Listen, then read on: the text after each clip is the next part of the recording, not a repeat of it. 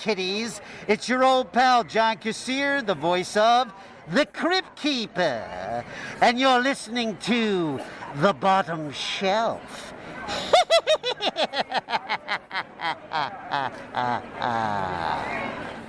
All right, hey guys, I got a movie for us to watch. Anybody wants to watch a movie? Got a movie. Got a video game movie. I like movies. Yeah, good. What we got in there today? It's a video game movie because we love video game movies so much, and it's a horror one. And I know John gets all giddy and excited and all kinds of weird moods for horror things. Wait, so horror video game. Did you bring in Alone in the Dark, bro? No, not this time. Not this time. 1? No, but I got Resident Evil. Oh, Resident Evil for reals? Yes, because every Resident Evil was inside a dumpster, and I was like, what is better than starting with the first? I just want to go on record as saying that is a video game movie in title alone. It has nothing to do with the video game franchise. I've never played it. Let's find out, though. Well, that's a good thing because we're watching movies, not playing video games. Prepare yourself to discover a world of terrible movies. High above the planet Geekery, a group of intrepid explorers hover over the dangerous planet in their fabulous superorbital spacecraft. Their mission? To conduct a complete analysis of movies known throughout the universe as terrible. So grab your space popcorn, grab your freeze-dried ice cream, and join us for today's mission of discovery and wonder. Are these movies better than the galaxy thinks? Or do they really belong on the bottom shelf?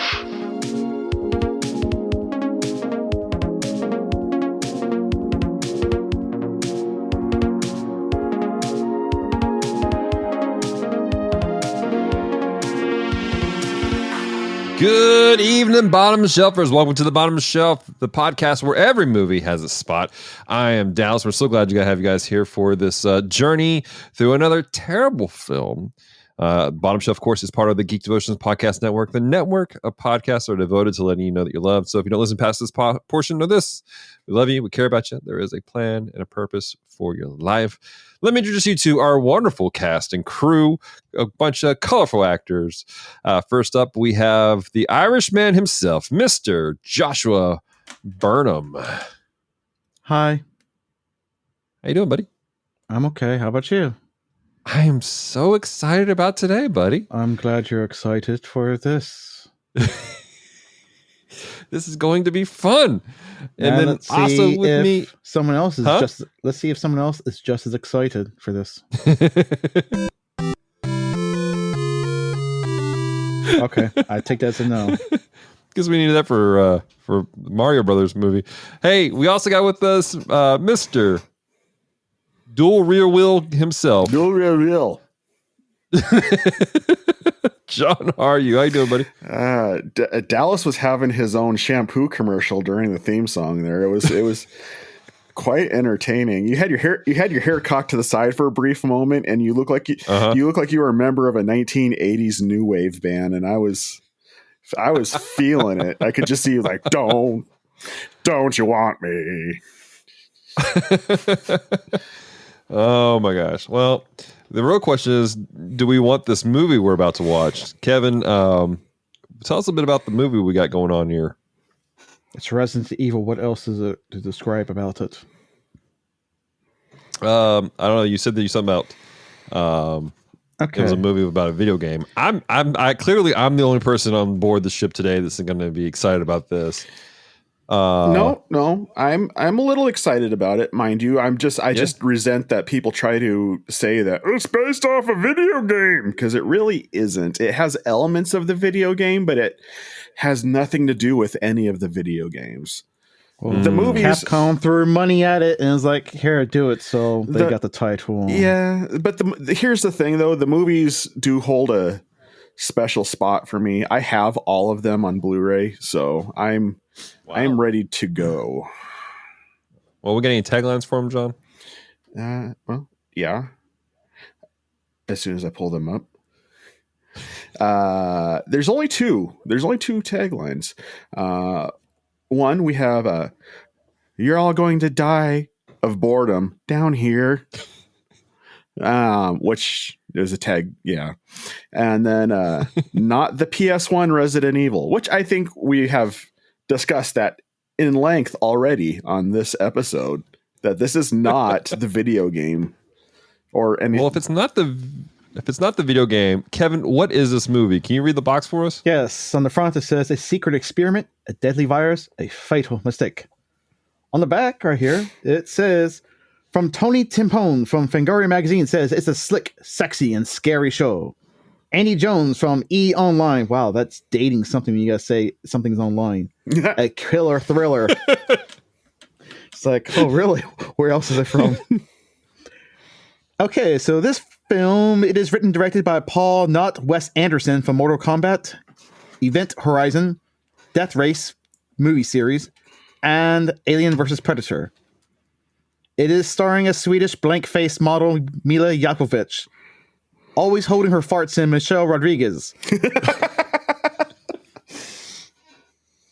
Eric, maybe it's Maybelline. Martin Cruz, Colin, I'm too cool for sushi salmon, and James Purefoy. Music is done by Alice Cooper, wannabe Marilyn Manson, and Marco Polo Beltrami. If you want to know who Marco Beltrami is, he did the music for Scream series. It says it's rated R for sci-fi, horror, violence, language, and brief sexuality and nudity. It is 1 hour and 41 minutes long. So let's get to the description on the back of this lovely VHS because it's only about 3 paragraphs long. I mean, if you just read it, we don't have to watch the movie. Let's get through this thing, mate. Something rotten is brewing beneath the industrial mecca known as Raccoon City. Unknown to the millions of residents, a huge underground bioengineering facility known as the Hive has accidentally unleashed the deadly and mutating T-virus, killing all of its employees. To contain the leak, the governing supercomputer Red Queen has sealed all entrances and exits. Now a team of highly trained super commandos, including Rain, Alice, and Matt, must race to penetrate the Hive in order to isolate the T-virus before it overwhelms humanity. To do so, they must get past the Red Queen's defenses, face the flesh-eating undead employees, fight killer mutant dogs, and battle the liquor. Wait. It's Alcoholic Anonymous movie? Battle the liquor. I take it that this movie didn't go over well in Ireland then.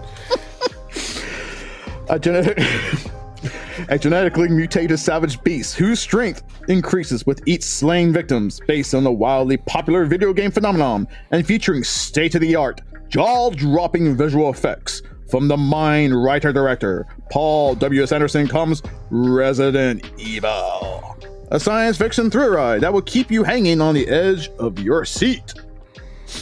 All right. Well, so we're watching this movie today. I'm excited about this for various liquor, reasons. how can you take that serious? Well, I can't go there because technically I haven't watched this movie yet. So I'm putting this out there. I've watched this movie before many times. Over the years. I remember. I have too. Rumors. And I'm just saying they don't actually call it the liquor in this movie. So yeah. So here's the deal. As of the recording of this episode, I've not played maybe more than 10 minutes of the first Resident Evil from PlayStation 1, and then a few minutes of the Resident Evil 2 remake. And so what we're doing here is hopefully by the time this releases, we'll be on the road of us preparing to do a crossover episode with Casual Gamer Society, where myself, John, and Dave over there will be talking about Resident Evil 2, the remake. And because it's my understanding a lot of the hate comes from people who played the original games, and they're like, this is not the same thing. This is my exposure to Resident Evil. Like, this is my first look at it. Ever the same thing for books, for comic books, for music, for games, for anything under the sun? Movies are separate media form. Mm-hmm. Exactly. It will always be a separate media form. Always. But But so let's talk about some trivia about this particular film. I found this interesting. In Japan, the games itself were called Biohazard originally. And one of the guys who actually did a live action Resident Evil commercial for the game was actually asked to do a script for this movie originally. And they tossed it out because it was too scary. The backers were afraid that it would get an NC-17 rating because of all the gore and horror base of it was. The only reason Paul Anderson got this job was because of the widely successful Mortal Kombat film. So successful. Which we talked about on the show. So successful, it's still enjoyed these years later. Yeah. So many years later. Which, I mean, don't get me wrong. I can see why they would jump on that. Alice was originally going to be a more defenseless character in this movie, but Milla pushed for the script to be rewritten to make her a stronger character so she could complement Rain and the other characters a little better. Good. Instead of just being like, oh no. Good on her. We don't need more, oh, I'm a woman, so I can't defend myself characters. Yeah, because how many times have we seen a damsel in distress about like a million freaking times? Right? I support that decision. I do too. I appreciated that. I think the whole world will support this. Like, yes, please. Yeah. The film was meant to be a prequel to the games. This is the interesting aspect. When they were writing this, they were cognitive enough of, if we did a movie, we would tick off all the fan base. So they wanted to be more of a prequel and not a remake of the first game. I'm going to just outright call that a lie. And not from you, not from you, yeah, but from the studio. I'm going to call that a lie. Wow. We have already established that we have seen this movie, or at least Dallas and I have seen this movie.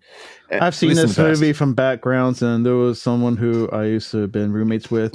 So watch this movie like non-freaking stop, and they thought it was the greatest thing ever made besides that other, what was it? Saw movie series. And I'm like, oh God. Okay, but here's the thing though. Where this movie ends, and I'm not, this is only spoilers for people who are familiar with the video games.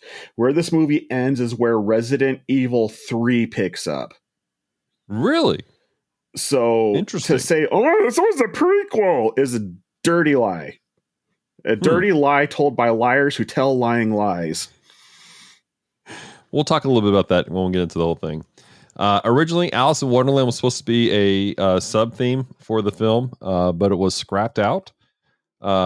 Milla redubbed the entire film because when she did it originally, she used her natural voice and she hated the way she sounded. So she recorded her lines for the entirety of the film to give her voice a deeper tone. See, I would have liked to see her play as Lilu in this movie. I half expect her to say Corbin Dallas Multipass so many times throughout this film. Everyone involved in the film, this is an interesting aspect that I think John's going to call BS on again. Everyone in the film was required to play at least some portions of the game to have an idea of what was happening with the original source material. No, I could see that. I mean, if you're walking into this movie and even though this movie uses elements of what the game, instead of being directly based off of the game itself, I believe that having some kind of understanding as to the content would be helpful, and you can see that in there. Like they understand. You can tell that the actors understand the characters that they're supposed to be playing. Yeah. So or at least from my memory, because we haven't sat down and watched this. Reading what Paul W.S. Anderson does, I wouldn't be surprised he actually did that, because there's so many actors that actually mention they don't play video games. They don't care about video games. But he's like, he made them watch at least and played parts of the game, and they were like, do I have to do this? I'm just in a movie. I'm acting. I'm not a video game player. So, yeah. I respect that at least. So, well, what are our expectations? Well, first off, before us doing this podcast, when was the last time you guys watched this movie? For me, it's probably been maybe 4 years since I've watched this movie. John, how about you? I watched the entire series on a yearly basis. Oh, really? Wow. Okay, so this is going to be fresh for you. How about you, Kevin? Since 2009. Wow. That's oddly specific, Kevo. Did something happen in 2009 where you were just like, that's like never PTSD again? Because I left the place where I stayed at, where these people watch these movies all of the time. That makes sense. all of the time. You know, Kevin, if they you want to call my sister and have her do a counseling, a shrine? Wow.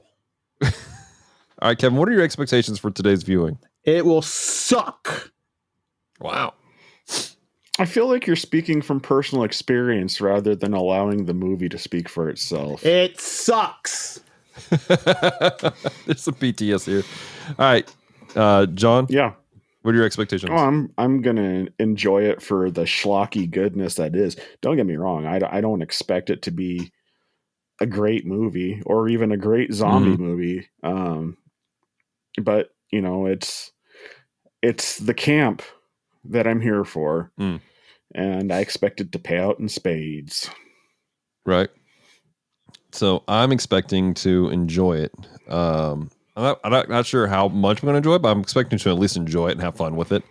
I mentioned to you guys when we talked about this earlier, my first exposure to this film was on a bootleg VHS.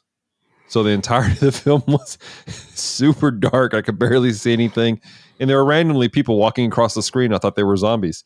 I was surprised when I bought the DVDs. There was no reason to have a bootleg VHS because they were practically giving these movies away. There were so many. This is true. This movie was hyper saturated at the time, but it fit with that late 90s aesthetic that just went so well with your Monster Energy drink and your extreme sports. This is true. I will. Whatever. I'm gonna add one more piece of trivia to this. Go ahead. Add away. Do you need a hug, Kevin? On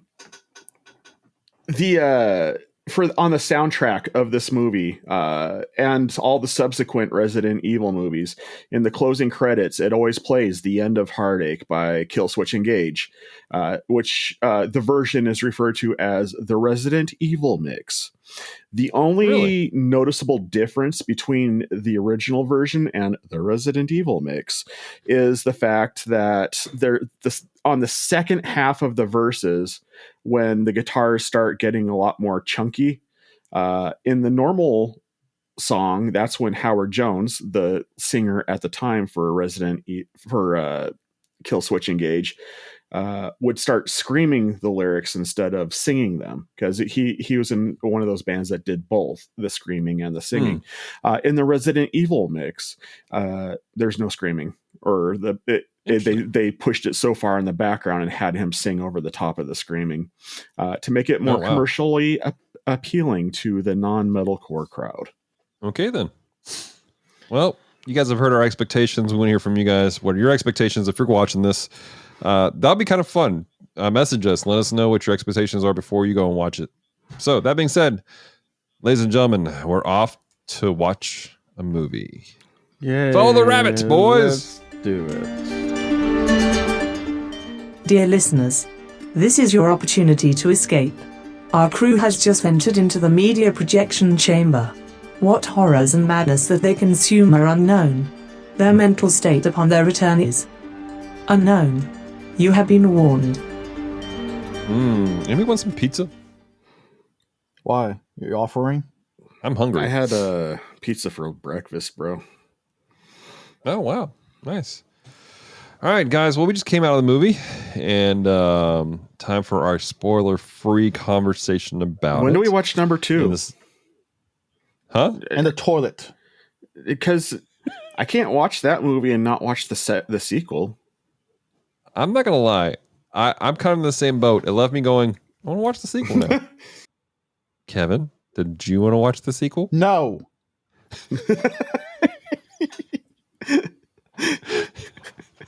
Fair. I'll say this. For me, watching this film, it was nostalgic for me for a degree, but it felt, the nostalgia was the fact that it felt like it was 2002 the entire time. Oh, sure. Like, it is so grounded. Like, there were flashback scenes in it throughout the entire thing. I'm like, Did you guys ever watch Witchblade No, on TNT? no. No, Kevin, did you watch that? We were too dirt poor to have cable. Understood. So I watched it at people's houses, but got it on DVD years later. But that was a very 90s way of doing like this fast pace motion blur with like the blown out lights, and it's like toned to blue completely. Yep, it sucked then and it sucks now. But it's super grounded in that time frame. Like there's not an evergreen aspect to it going in like, oh, Mo, they made this a few years ago. No, it's clear. This was made back in like 2002 with planning and probably some technology that was made backdated to like 99, I think. Because everybody was copying and doing the same freaking thing on their music videos, on movies, and everything else. Yeah, there definitely was a stylistic feel during that time period that permeated this type of entertainment. It's not dissimilar to the remake of House on Haunted Hill that they did around the same time period, and Dracula 2000, and like super stylish horror films with the goth industrial soundtracks to them. Yeah. Kevin looks like he's chewing back bile as I'm talking about these movies. No, I've just, when you see these things over and over and over and over and over and over and over again and again, it's like nonstop. It's like, good Lord, I hated it. That guy really traumatized you, man. And it's like this movie, just like this movie again. And this time I actually sat and watched the full freaking thing. Right. Not going to lie, like you say, it took me 3 freaking days to get to this film. Wow. That good, huh? Yep, I would have much more fun jamming an ice pick on the side of my head while banging it across a concrete wall. That was in the second movie.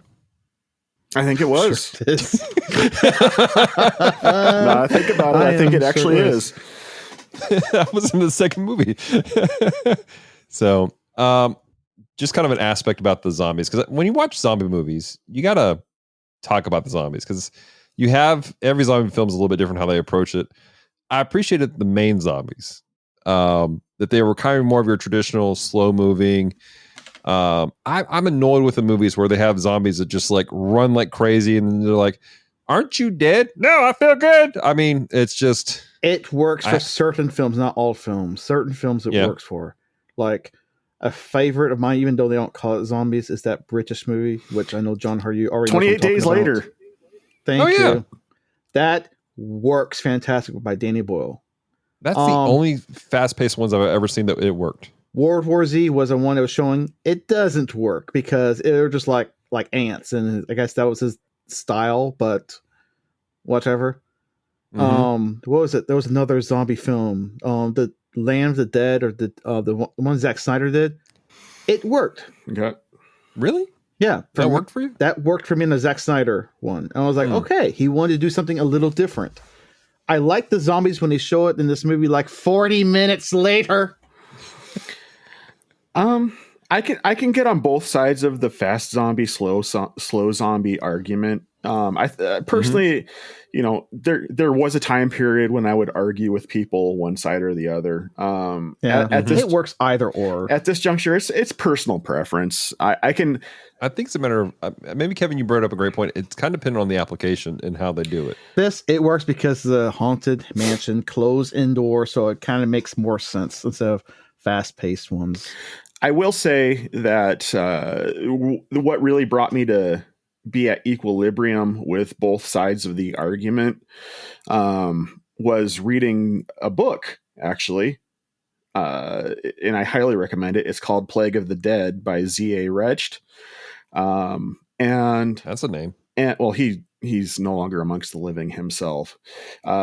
Oh wow! But in his book, it's a virus, as it is in a lot of modern zombie takes, called the Morningstar virus, and basically people who contract the virus and are turned from contracting the virus without dying, they're the fast zombies. They're the people who have living neural tissue in their bodies, and whereas if you were to kill the organs that typically support your body, like the heart or whatever, and then you experience physical death, then when you then your body would resurrect as a slow zombie until you separate the destroy the brain, basically.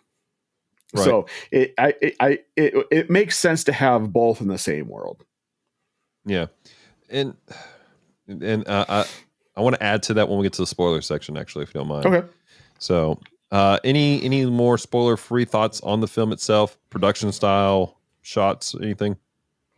I did like the production style. I mean, I would say that I did like because they used on-set locations in Germany and undisclosed Nazi shelters that they painted over.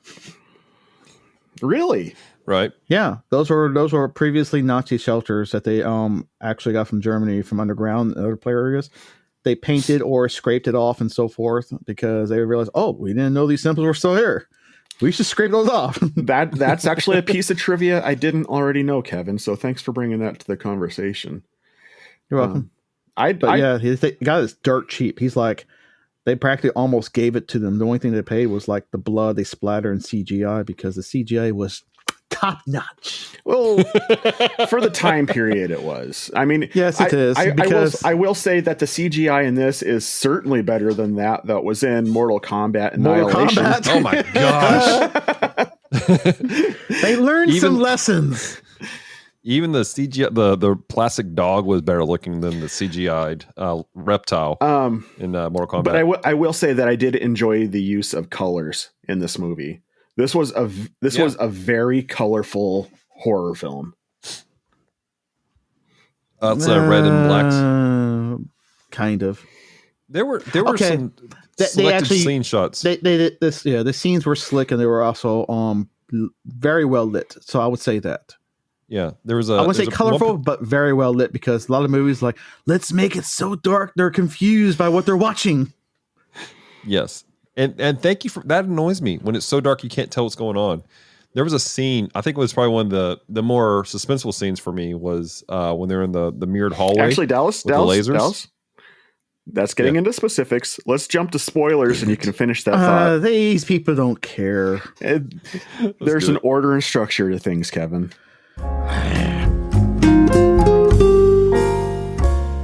Ladies and gentlemen, the spoiler section. All right, we are in the spoiler section. Dallas, finish that thought with the lasers and the mirrors. Yeah, so there's a scene where and it's right at the beginning of the movie. And actually it's funny because at the end of the scene, I write down, oh, good, we've accomplished the mission. Now the movie starts. But they're in this mirrored room leading to where the Red Queen's CPU is at.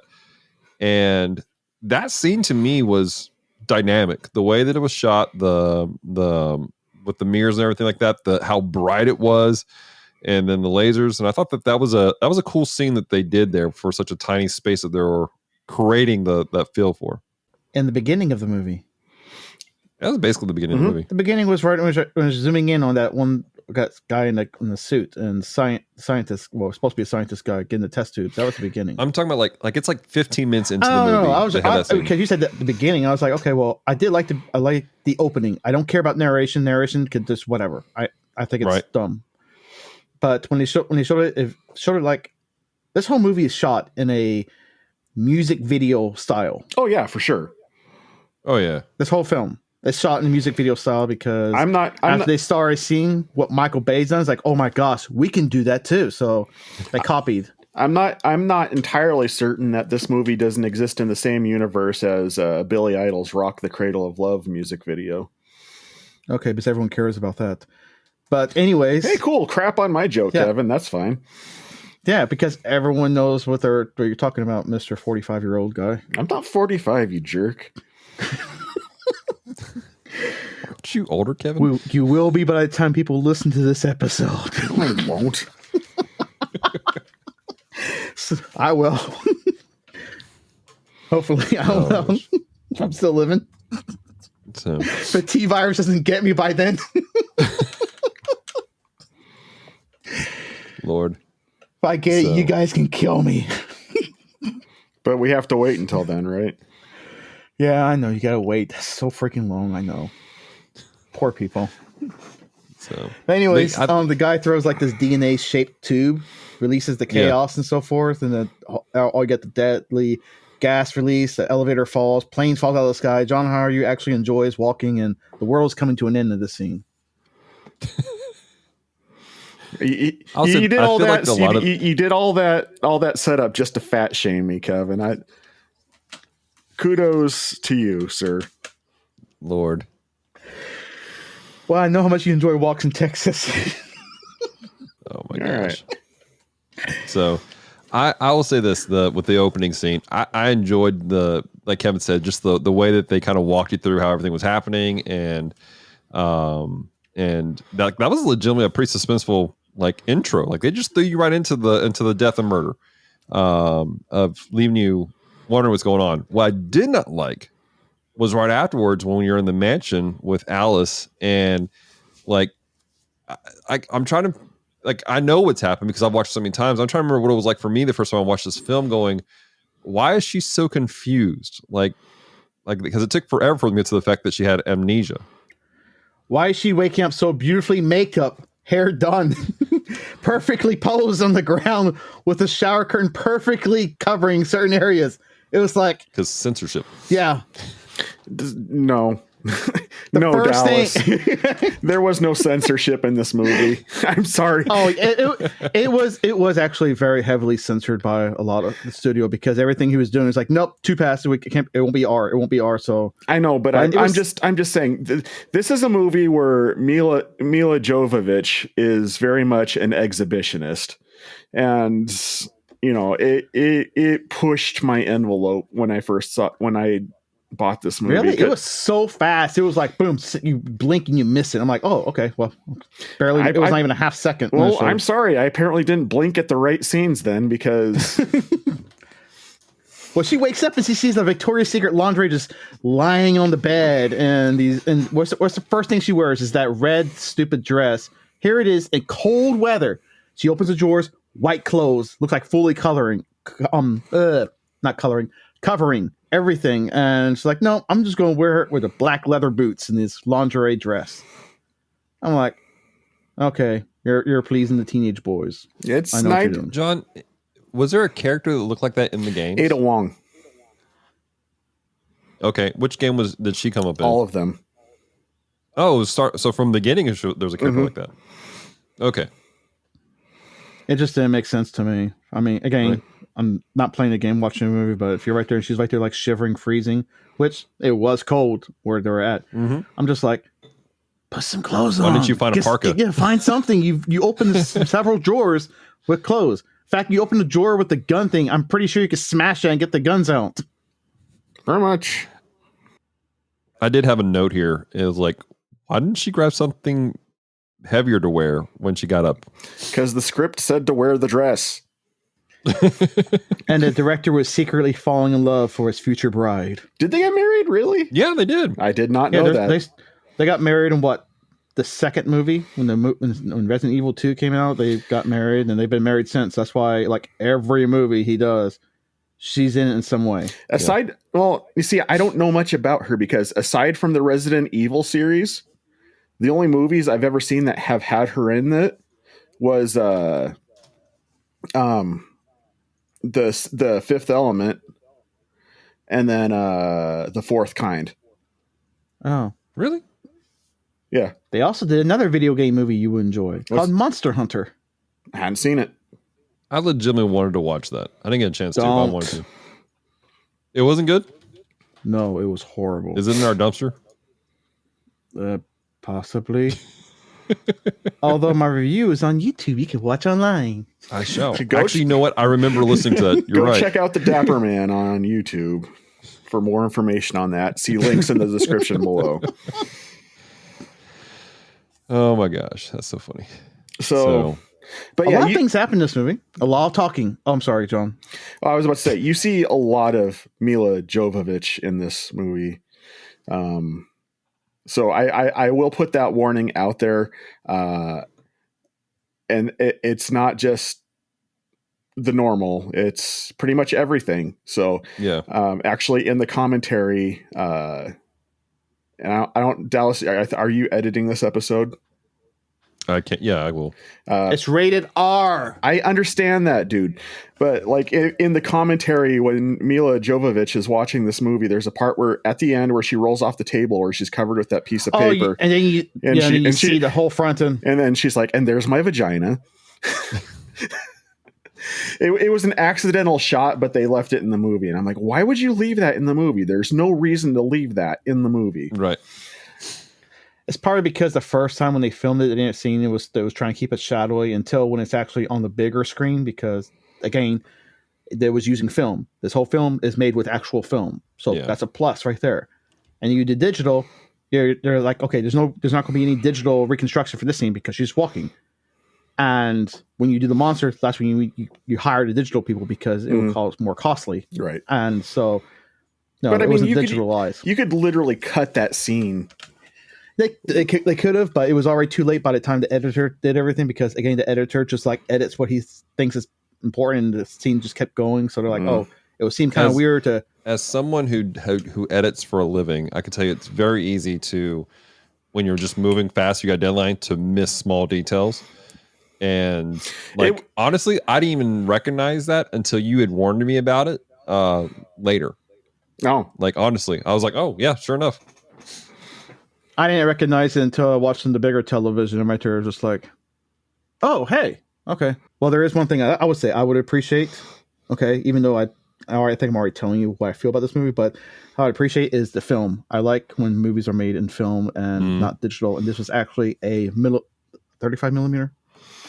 No, 55. There is definitely I forgot which one. I want to say, but yeah. That may be what I was talking about earlier when I said that I appreciated the colors in this movie. Because there's a warmth that film adds to the color palette of a movie. Celluloid does amazing wonders towards film compared to digital. Or even compared to tape, I mean... So, there's something to be said about that. And I think that might be what I'm picking up, what I'm trying to convey when I say I appreciated the color palette that this movie provided. It was just, there's a certain warmth to the color that is not often seen in movies these days. I have a note here. It was more towards later on when they're running away and they're on the pipe. There's something about that scene that always sticks out to me. There's a richness to it, even though they're in a gray room with gray pipes and a couple colored wires and zombies everywhere. There's a richness to that scene, and I really think it's a matter of the film grain that's there. Because, like Kevin's mentioned, there's something lost with digital recordings. I love digital recording. It's what I do on a weekly basis. But there is a very good reason why people spend hundreds and $100s on LUTs to make their digital film look like 35 millimeter, because there's a feel that brings a film together when you use 35 millimeter. Because it costs even more to get the film. It's like, good God, I might as well just go digital all the way. Yeah, and then just spend a couple $100 on a good LUT. Yeah.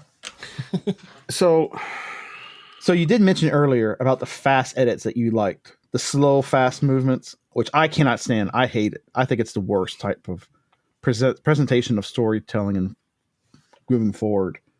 Because after the mansion scene, they all start coming in, the chaotic music hits and everything else. I knew right then, it's like, yep, here comes that headache right there pouring in, pounding on my head. Are you talking about when they're explaining everything and they're just trying to get to the right to the point with everything? They wear the gas mask and then they take it off because the gas mask, I guess, doesn't serve no purpose. I guess the gas mask, the gas had dissipated by that point. By that point, it's been a couple hours that the gas had dissipated. Okay, well, they break in, they take her, they take the guy who was right there, just like screaming about his identification. I just right then I knew it was coming, and it just kept on rolling down the hill for me. I feel like all the way to that laser grid scene. Yeah, that laser grid scene, so stupid. I love that scene. So stupid. It's like the laser all of a sudden had feelings like, you know what? I'm just going to screw around these guys. I'm going to go one laser at a time at the end. when there's the full laser gray. It's like you could have did the first time. What, you're paying by the laser now? Well, they established that Alice as an AI she's a bit sassy and she's playing around. She is modeled after an 8-year-old girl, bro. So you got to. This is true. If an 8-year-old girl was trying to kill you, all of that I could see happening with the lasers. At the end of the movie, there's a scene where Alice talks and she releases the liquor, and she goes, "I've been a bad girl." Like there's a sass to the AI. I think she was legitimately playing with them. Oh, it was stupid. It was dumb. I mean, I know that when I've watched this movie so many times and that scene happened with these people, the roommates, they're like, I swear, it's like they cheered the same thing. And it's like they never got off it. They must have stayed 13 in their state of mind. It's like, yes! Wow! I'm like, oh my God, I know what scene's happening right now in this movie. I can't say much because that laser scene I do still get a sense of excitement for. It's an interesting concept. So whenever the laser, after it passes through the main guy and you see his face start just to melt his eyeball, that scene has stuck with me all my life. Not in a I'm terrified, but just the way they did that. To me, I found it fascinating. For me, okay, go ahead. Never mind. For me, I found it to be a kind of a more exciting interpretation of the clean room scene from the first Mission Impossible movie. No. Well, anyways, it was a stupid military move to have the leader go in first because any leader would have their soldiers go in first, and he goes in and checks it. And then with the doors slowly shutting, he's like, oh, can't go through the door. The door is apparently slowly shutting, but I should not go through. Let me go back. I'm just like, again, so many stupid moves, so many stupid decisions. I wrote that down. I was like, why didn't he go into the room? The door's open, clear the room, something. And he didn't. That legitimately didn't make sense. But again, that was just my note. We've completed the mission. Let's start the movie. They purely needed him to narrate what was happening to the world so they could start the actual movie. I think by the time that door shut, Joe Biden would have finished his speech. Honestly, I think that it's like I said in my expectations. This isn't a good movie. I mean, I'm not here to convince anybody of that. Right. This movie is enjoyable just because it's so schlocky, much like the rest of the franchise. Yeah, enjoyable. Hey, you know what, Kevo? It's not your cup of tea. No, it's just not anybody's cup of tea. It's just this is. I think I've already demonstrated that it can be other people's cup of tea. I mean, it shouldn't be. It's a horrible cup of tea. It's a terrible cup of tea. It's English breakfast. I mean, I've slowly come around on Fatal Deviation. It took me, a year, several months post Since when? I've been warming up to it with having all the... Since when? Much in the same way of having all the in-jokes after you get done watching Napoleon Dynamite. I've had more fun poking at that movie after the fact than I did watching Napoleon Dynamite's funny. I'm not going to lie. We were talking about Fatal Deviation last night at dinner with my friends. We were talking about Fatal Deviation with my friends. We were talking about Fatal Deviation in the last episode of the Gundam Watch. We did. We did indeed. We even did a little skit about Fatal Deviation in the prelude for the Gundam Watch. So for those of you interested in the Gundam Watch, it's the podcast where John, myself, and Branson talk about Mobile Suit Gundam, and my sister actually also is on that on those episodes where we're talking about Gundam Wing. Check that out. Link in the description. Thanks for the plug-in, Dallas. Hey, we plugged your stuff. You plugged Dapper Man. Anyway, so yeah, chaos ensues. Other zombies get let out because people are dumb. Michelle Rodriguez got infected. Big shocker there. Michelle Rodriguez. Yeah, when did she ever not die in a film? she's like the female version of what's his face? That Brit. Suddenly can't remember his name. Sean Bean. Yes, Sean Bean. Yeah. That man. It's like you see him, like he is going to die. You see her, she is going to die. Not only is she going to die, but she's also going to be a jerk throughout the entire movie. Like, is she choosing these plots? Like, is she like, hey, this is the type of character I want to play, or is she being typecasted at this point? Yes. She probably is being typecast, but she wanted to be in this film. In fact, this was the first thing she signed on for. Like, she put it for her scout hunt or whatever. It's like, if there's anything that pops up for Resident Evil, I want in it. And because of her, it's like, well, he specifically wrote a part for her because she really wanted this so bad. Wow. Which I say, she was probably the only person I enjoyed this movie, besides that other Brit actor, Colin Salmon, the one who got sliced to death. Those two I liked. Those two I liked in this movie. I did not like Milla Jovovich. I did not like her. You can replace every scene she does, and it's still exactly the same. She gives the same blank face, like, what am I doing now? Do I do expression? Do I have feeling? No. I'm a Swedish model. All I know is how to look pretty. Here, look at my scene. Look at my scene. Look at my scene. It's like expression, feelings, show something. I didn't mind pretty much anybody in this movie, with the single exception of the brother of the reporter lady. That guy. That guy had the acting talent of a soggy diaper. I mean,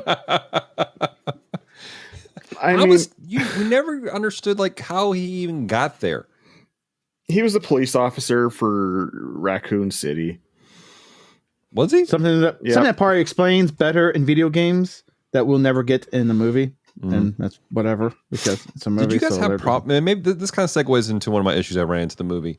A lot of the important talking bits where they explain what's happening, they were quiet. Like, that's really quiet. That's modern. That's my frustration with a lot of modern movie making when it comes to the sound design, is that the dialogue gets pushed so low down in the mix that when you get it to a comfortable volume, then all the big explosion and action pieces are over loud. It's balanced out for theater dynamics, but when you try to watch it on a home system, I don't think they remaster it to be more effective in a home theater situation. I have a Dolby 5.1 surround sound system in my house right now. And I had to crank it up to hear that whole conversation between Matt and Alice, where he explains who the crap he is and what is happening. Like the big pivotal, this is what's happened, why everything's gone to crap here. I had to crank it up to hear those words. For dramatic purpose. That's what they tell you on set. Dramatic purpose. At quiet on set, they're talking. It frustrates me because it puts such an emphasis on the action pieces rather than the narrative, which fine, but it works in the theater, but it doesn't work in the home. The sound needs to be remastered for home consumption, I think. And it's not just for this movie. It's for all movies. Now, fortunately, my new TV that I bought last year, my 4K, has a setting on it where it can emphasize speech. Oh, neat. So it regulates it a little bit, but I still run into that from time to time. So sounds like an old man issue. I want to point out to the rest of the world that Kevin is only 2 years younger than me. So every time he points his finger at me, he's got 3 more pointed right back at him. And looking at the camera, that's true, but I can do a backflip. He said I could do a backflip. Can you ride your bike with no handlebars, Kevin? I actually can, Mr. Flowbots. I can ride my bike with no handlebars. No handlebars. No handlebars. Look at me, hands in the air like free to be. Dallas is like, man, I gotta keep editing this podcast episode. No, he doesn't have to edit that. Nah. That's a great song. Oh my gosh. So yeah. I was going. No, go on, Kevin. Go ahead. Go. The big reveal of the quote unquote big baddie of the movie, that felt awkward also, where he was just like, oh, I was gonna kill everybody, and Milla, this is your opportunity to come with me right now. And when she doesn't, he's like, I'm already missing you. I'm like, That was just awkward writing, in my opinion. It was last minute reveal, like, hey, we're dropping this out of the hat. Look, are you shocked? No. Anybody shocked at this? You're like, okay, that was random out of left field. It just no. That was not a plot twist. That was a plot roundabout that was clearly signaled for 500 feet back, because nobody in the U.S. knows how to drive in a roundabout. Right. Speak for yourself, Mike. You're not. That's because you're all British, all around the world. So, with our big villain, one of the things I want somebody to dub in is when it's after he's been attacked by the liquor and Mila's coming for the case, and he's like, he's like attacking her. I want somebody to dub in some the voice going, "I'm not dead yet." I feel happy. I feel free. To me, that would make that scene just primo. Maybe we can work that out. That's the special edition. I'm not dead. Yes, you are. How many times they did that in this movie? Someone dies and they come back and it's like, oh, I really wasn't dead. And it's like, okay. So apparently in that scene, looking at you, though, Michelle Rodriguez. in that scene, Milla, of course, throughout the entirety of the film, she had a bad habit of not pulling her punches. She actually hit and kicked a lot of the extras there. But in that scene, she actually hit the dude with the axe. Apparently you would see it if the camera had been a little bit lower, but she straight up smacked him in the back of the head with the rubber axe when she did that scene. Oh, good thing it's rubber. Like, what the frick? But yeah, she had a hard time not pulling her punches. Did anybody laugh when she kicked the dog? No. I felt bad. I felt bad for the pups the entire time, but when they had because it was clearly a rubber dog that they threw in the air at her, and then she kicked it, and like it was just so rubbery. I laughed at that scene the entire time. I felt bad for the pups, which those are real dogs, by the way. Yeah, they put all that stuff on, and the dogs kept licking it off, and they had to keep reputting. So they had to do this scene like so many different takes because they wouldn't stop licking it off. Yeah, it's just like made with some sugar syrup substance. Yeah, they actually no animals were harmed in production of this film, to the point that the dog handler had to test the breakaway glass to make sure it wasn't going to hurt the dogs. So he shoved his face into the glass and broke it first before he let them have the dog do it. So I appreciate the commitment to protecting the animals. Well, at least PETA wasn't around to find some sort of excuse. Right. PETA.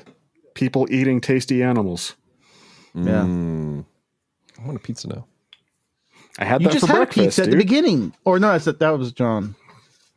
Well, we could always have a taco, but someone keeps launching it out in space. No, that's because we let people give it bad logic, or we load stupid Kroll games onto it, or I did not load nothing on that.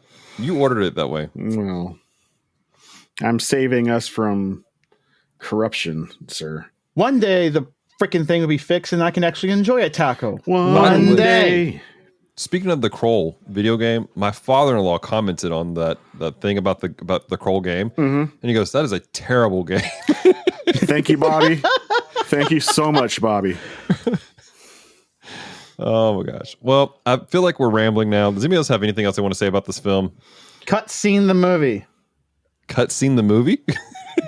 It's basically a movie of cutscenes. This is like you're putting all the cutscenes into a video game. You're making it to a movie. You could have cut off at every scene, and it was like picking it right back up to whenever you did your actions scene when you had to go shoot all these zombies, or you had to go solve a puzzle or go down a hallway and so forth. And then that scene ends, next scene ends. Okay, begins. I hadn't thought about that, but that is true. I don't know. I enjoy this movie. We got to rate this. I will say, if you're going to watch this, just go through the whole series. Mm-hmm. I will say that too. Like it feels like you're only like a part way through a movie by the time it ends. Mm-hmm. Like, you have to at least watch the second movie. Yes. In my opinion. So, all right. Well, ladies and gentlemen, those are our thoughts on the film. But what are our final rating? John, tell people about our final rating time. But our final rating. I'm sorry. I was about to say I'm captivated to find out what Kevin is going to rate this movie as. But no, we are in the rating section where we pass final judgment on this film. We rate it amongst 4 different categories. First category is the top shelf, where we believe that this movie is actually a good movie. We don't understand how it got labeled as being a poor movie, and we would recommend this movie to anybody to watch. Middle shelf is, we can understand why it got labeled as a bad movie, but we still found some enjoyment in it. Wouldn't necessarily recommend it to everybody, but there's always, you can definitely see some scenarios where it would be worth a recommend. Bottom shelf is, yes, this is a bad movie. We didn't like it or found very little of redeeming nature to it, and but it's worth having around for some reason, so let's keep it around, I guess. And keep the outlaws, the in-laws, away from the house. Like, hey, you want to come visit? Yeah, let's pop this movie. Okay, bye. And then there's the final rating, which is the dumpster fire, which, let it burn. This movie is so god awful, we need to wipe it from existence ever. And as far as we're aware, no movie has ever made it into the dumpster fire. True story. Well then, Mr. Burnham, is this a top shelf movie, or like your name, does it need to burn him? It's blatantly dumb. It's numb-minding. It's stupid. It's ridiculous. If it really, really was not for the production value, and I would put it in the dumpster fire, but I put it at the bottom of the shelf. That's fair. That's legitimately fair. Seriously, that's the only thing. If it was not for the production value, and if it wasn't for the way how it was lit, I would have thrown this in the dumpster fire. Kevin, I got to ask. I can see there was some form of ambition. There was some form of even a small amount of passion, because W.S. Anderson, when he got this project, and he knew that George A. Romero wasn't actually directing this, because George A. Romero's script, which I have sent to both of you previously, it was like another George A. Romero script. So I can see the reason why it's become successful. People got so used and tired of seeing a George A. Romero zombie, even though he's a master at it. They just got tired of seeing it. There was like they were in need. Film goers, movie watchers were in need of a different type of zombie. So I could see why this became successful. Not just because it's based, very vaguely, lightly based on a video game by Capcom, but because it was something different. And that's why. And I can understand. Kevo, I got to ask, did you see any of the other movies in the franchise after this? If it was in the background of whatever they were playing at the house, sure. I don't know. I know they played it all the way through. They were first in line when it came out. When a new movie came out, they would both take off of work or whatever. They were right there at the very front at midnight, when that was a thing for movie theaters, was showing at midnight. Bought it on DVD, played it every day. They did when you say yearly, I would say they did it monthly. Wow. I mean, that's excessive. Legion and all the other stupid Saw films. I think they stopped at 3 though. I don't know. I feel like you're projecting a little bit of PTSD from those situations onto the film. Maybe, but all I know is that's all they ever watched. If it wasn't that, it was him, because he enjoyed heavy metal rock music all the time. She didn't care for it. She liked her country music and everything else, but there was a balance there.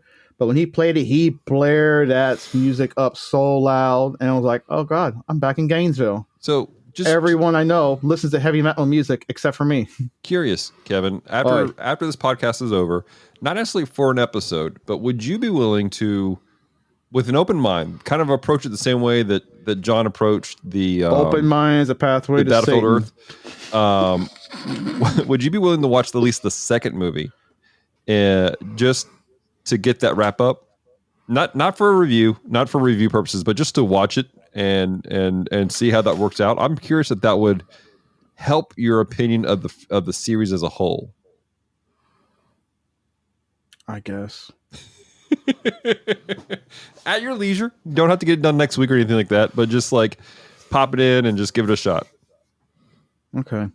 But like I said, I wanted to enjoy this movie more, despite from previous people that played this movie nonstop. I was like, oh, whatever. But when that scene happened, I knew it was kicking in. That very scene when they started kicking in, the music was happening, and the fast edits and the slow and the fast pace and the blurry. I'm like, yep, here it comes.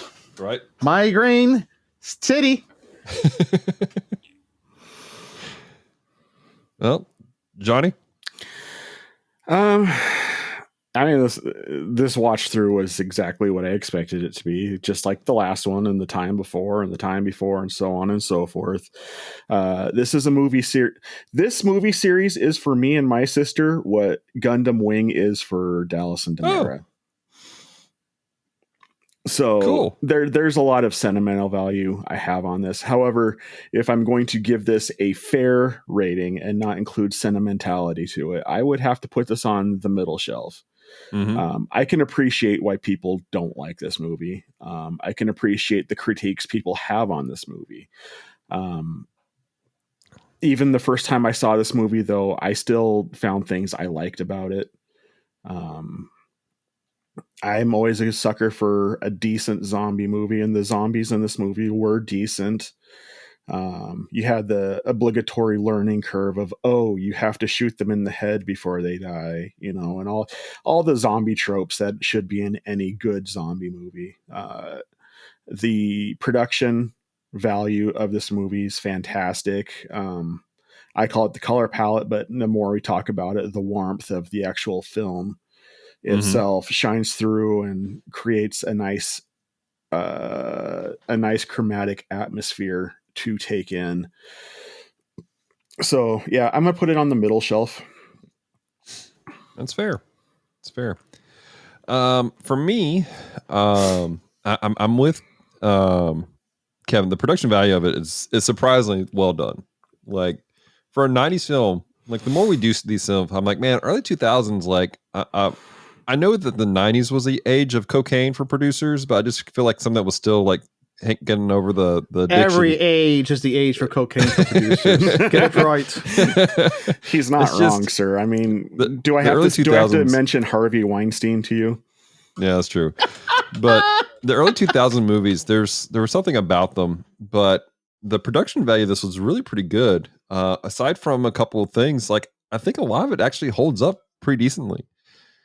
And in Cards on the Table this year for the bottom shelf, we're kind of doing our guilty pleasure films. These are films that were notoriously terrible, but one of us likes them, and this was one of the ones on my list. But I went into the film going, okay, let's be honest, let's be real about this. And now that I've played at least a few minutes of the original, not the original, I'm playing the remake of Resident Evil 2. I can see the complaint about this is not really a horror movie. It's more of a sci-fi action with elements of horror to it. Agreed. So I can see the complaints. I think people who went into it looking for the game, I understand their frustration. Completely understand their frustration. But it's still a fun movie. Like I said, I watched it about 4 years ago and I enjoyed it. It left me going, I want to watch the second movie. Mm-hmm. So it's not dumpster fire. It's certainly not top shelf. No, sir. At all. I question the person who would put it on the top shelf. Much like Kevin questions how we put Killer Clowns from Outer Space on the top shelf. Because it's fantastic. I will put this on the middle shelf. All right. So we have a contested middle shelf for our rating. Awesome. We do indeed. Yep. So if you want the advice of a real film critic, it's a bottom shelf. But if you want the advice of not real film critics, it's a middle shelf. Look at Kevin pulling rank on us. I know, right? All right. Gav's like, which one of you guys have a YouTube channel devoted to? Which film one of you reviews? has an actual membership to under an accepted? Which one of you two have traveled the world and experienced the reality of space and time? I don't have enough money for space, but maybe one of you could just hook me up with Jeff Bezos. Maybe that can make that happen. Oh my gosh. Well, ladies and gentlemen, we want to know your thoughts. Did you like the film? Where do you put it? Top, middle, bottom? Are you lighting it on fire as we speak and pulling out the video game? Because gosh darn it, tank controls are your thing. Let us know. And if you like tank controls, who hurt you? Are you okay? Do you need counseling? What's tank controls? Tank controls was the control system that they used for the original Resident Evil games. It was taken out of the remake, which is the reason why I pushed Dallas into the remake, because you would be in a scene, you would have to turn your character the direction you wanted to go and then push the up button to make them walk forward, because each room had a fixed camera in it. So to give it a horror film. That's the old PlayStation style without the little we call it that pad. What do you call that? D-pad or something? Without DualShock. Without the analog sticks. Yeah. I remember that stupid control. I remember when I played that. I think I only played like maybe 30 minutes of the game. I was like, yeah, I'm definitely not playing this ever. Yeah, once you got used to it, it was fine, but it was a bear to get used to. That's the reason why I always recommend the remakes to people, because the original Tomb Raider was rough. Mm-hmm. I recommend Dino Shock if people could afford it. My dude. Dino Crisis. Well, being as we're not even talking about the movie that we're discussing now, let's head on over to the Weak Connections area where Pastor Dallas can give us some spiritual wisdom, because both the other lunkheads on this episode forgot to do that.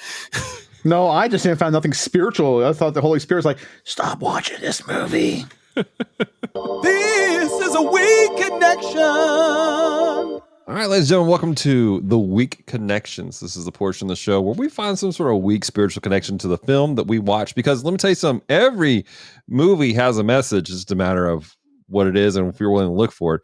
And I'm dumb enough to look for them. And so in this one, there's in the scene where Alice and Matt and Alice's fake husband are in the water and they're hanging out.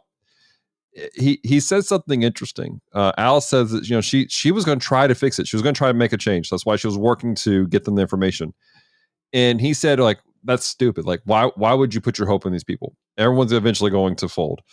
And that's a pessimistic world mindset that I understand why people have, but it's not one that we should hold. We need to start developing a habit of seeing good in people, looking for good in people. Yes, I know that man is man, and we need to be okay with the fact that they're going to screw up and they're going to let us down. But if we are actively looking for people to let us down, if we are actively looking for people to harm us, we're going to see it where it's not. That's one of the biggest problems I have with a lot of things that take place in the world is people are so active looking for the other shoe to drop that they forget they can just pick up the shoe they already did and move forward. And we have to train ourselves. We have to train ourselves to look for good in people, look for good in situations. I'm reminded of Philippians chapter 4, verse 8. Finally, brothers, whatever is true, whatever is honorable, whatever is just, whatever is pure, whatever is lovely, whatever is commendable. If there is any excellence, the word any, meaning like just look for a shred, any excellence whatsoever. If there is anything worthy of praise, think about these things. We need to be actively looking for the good things in life, even when it's rough, even when it's terrible. You may hate your job. You may utterly dislike the fact that you work at such and such place and you have these people, but you have a job. You have a source of income coming in.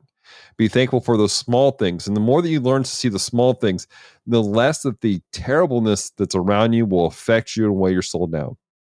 The more that you can be a light to those around. I'm not talking about walking around like, praise God, everything's good. No, because you just look like a squirrel on crack or something like that.